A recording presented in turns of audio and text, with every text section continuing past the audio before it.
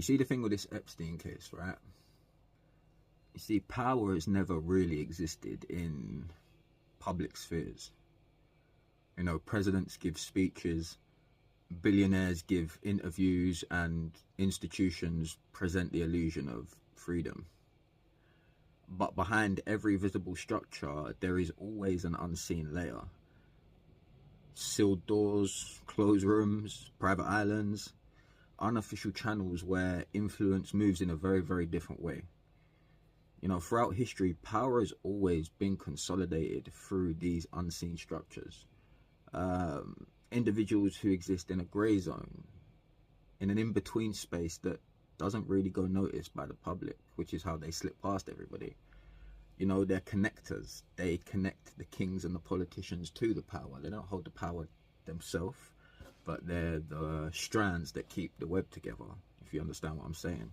Gatekeepers of access, yeah? And this is exactly what Epstein was. He wasn't elected, he wasn't publicly accountable, but somehow this brother was connected with presidents, intelligence agencies, royalties, high-ranking officials, some of the most powerful people on earth. You see, and that's because his value wasn't in his money. Yeah, it was in his ability to exist in this in-between space and just go unnoticed in a private layer of reality where information moves very differently and influence moves very differently.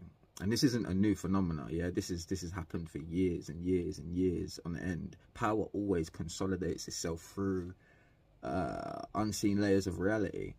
And there are so many informal systems operating right under our noses that we don't know about, yeah? For example, the SSP, and that is directly tied into everything to do with Epstein. And the more information that gets released, I'm hoping some of these unseen structures start to come to light, because they've been occulted for so long. Did you know 8 million kids go missing a year?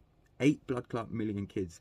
Let me tell you something right now. They ain't taking 8 million kids off to secret islands to be abused. Yeah, some of them are. I'm not saying that. But what people need to understand that there's a galactic slave trade going on right under our noses. And the primary resource is children. You see, the Draco own this planet and they've leased it to the Anunnaki. The Anunnaki have treated it like their fucking genetic playground.